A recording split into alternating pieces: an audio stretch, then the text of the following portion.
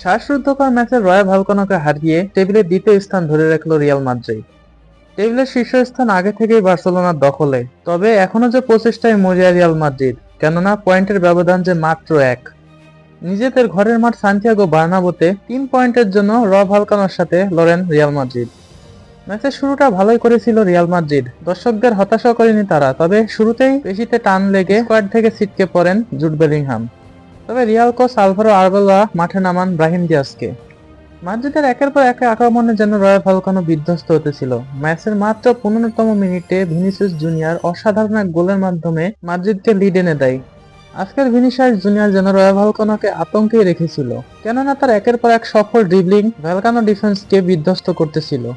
Real ভালকানো match 1-0 শেষ হয় প্রথম অর্ধ। তবে দ্বিতীয়ার্ধের শুরুতে জর্জ ফ্রুটোসের গোলে সমতায় ফিরে ভালকানো। নিজেদের ঘরের মাঠে 3 পয়েন্ট হারাতে চাননি আলভারো আরবেলোয়া। মাস্তান তুনো ও আর্দা গুলারদের তুলে মাঠে নামান রদ্রিগো ও গঞ্জালো গার্সিয়াদের। এত কিছু করার পরের জন্য একসময় মনে হচ্ছিল মাদ্রিদের ভাগ্য হয়তোবা সহায় নেই, কেননা ম্যাচের 67তম মিনিটে কিলিয়ান এমবাপ্পে দারুণ এক সুযোগ পেয়ে যায়। ফাঁকা গোলপোস্টে বাম দিক থেকে শট নিলে তাও বারে ঠেকিয়ে দেয়। খেলার 80তম মিনিট চলমান ড্যানি সিবার্সকে ফাউল করে রেড কার্ড দেখেন ভালকানো খেলোয়াড় প্যাথিসিস। 10 জনের দলে পরিণত হয় ভালকানো, আর এই সুযোগটাই পরিপূর্ণ কাজে লাগাতে চায় রিয়াল মাদ্রিদ। তাই তো একের পর এক আক্রমণ করতে থাকে ভালকানোর ডেরাই। কিন্তু মাদ্রিদের একের পর এক আক্রমণ যেন ব্যর্থ হচ্ছিল বারবার, কখনো বা বারে লেগে, কখনো বা ভালকানোর ডিফেন্ডারের গায়ে লেগে। ম্যাচ অফিসিয়াল ইনজুরি টাইম হিসাবে যোগ করেন 9 মিনিট, আর এই 9 মিনিটই যেন ভালকানোর জন্য হয়ে উঠেছিল আতঙ্ক। মাদ্রিদের একের পর এক আক্রমণ ঠেকাতে মরিয়া হয়ে পড়ছিল ভালকানো।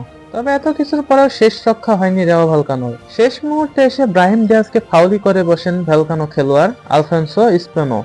ফলে রিয়াল মাদ্রিদও পেয়ে যায় পেনাল্টি থেকে গোল করেন কিলিয়ান এমবাপ্পে এবং 2-1 গোলে এগিয়ে যায় রিয়াল মাদ্রিদ।